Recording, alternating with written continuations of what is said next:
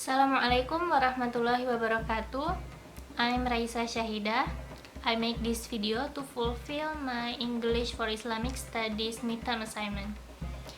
In the beginning of the course, we have discussed what is Islam and Prophet Muhammad SAW. So in this video, I would like to share a little about the golden age of Islam. Muslim countries frequently make headlines for their attacks on freedom of expression, sexuality, education, or anything considered pro-Western. But few people may know that Islam once embraced these institutions in a period of history scholars refer to as the Golden Age, which notably coincided with the European Dark Ages. What exactly was the Golden Age of Islam? Well, most historians understand the Islamic Golden Age as a period of history under the Abbasid dynasty, which ruled from the 8th to 13th century. At the time, Islam was only about a century old and concentrated in the Arabian Peninsula, the Mediterranean, and North Africa. Once the Abbasids took over and formed a caliphate, the capital was moved to Baghdad and Islam spread to other regions. The Abbasids were inspired by verses from the Quran and Hadith that emphasized the value of knowledge rather than just religious devotion, and they strongly pushed for advances in science, art, and commerce. The most unique features of the Islamic Golden Age was its inclusivity. In Baghdad, the ruling caliph created a house of wisdom.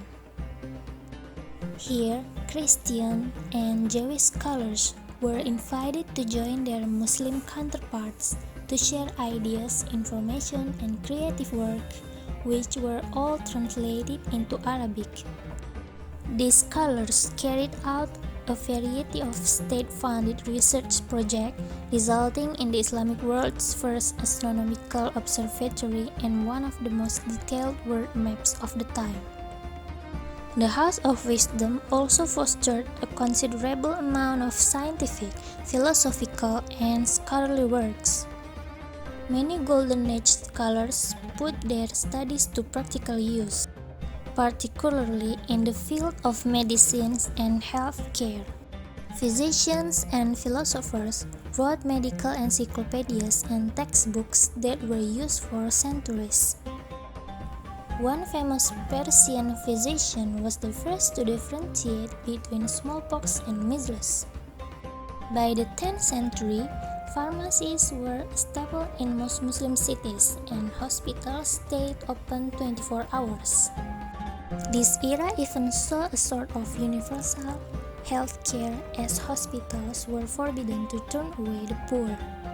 The period also gave way to some of the world's first universities, as well as countless works of art including architecture, literature, and poetry. The Golden Age also saw the foundation of Sufism, which is a mystical Islamic philosophy that promotes peace, education, and philanthropy. Millions of people still adhere to Sufism, and the practice has been promoted as an alternative to radical forms of Islam. Most historians mark the 13th century as the end of the Golden Age, when Genghis Khan and his Mongol army conquered much of East Asia, including the Islamic Caliphate.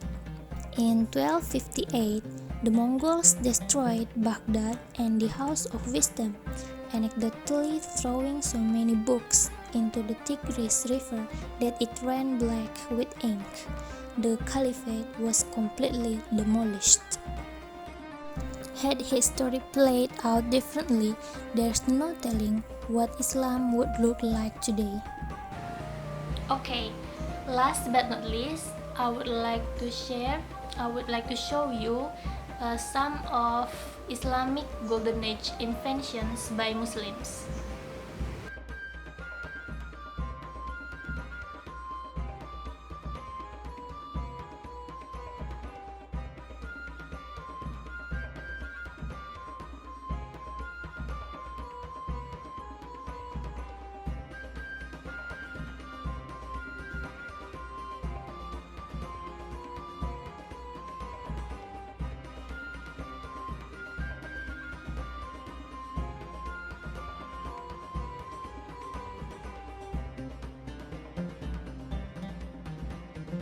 Yeah, thank you very much.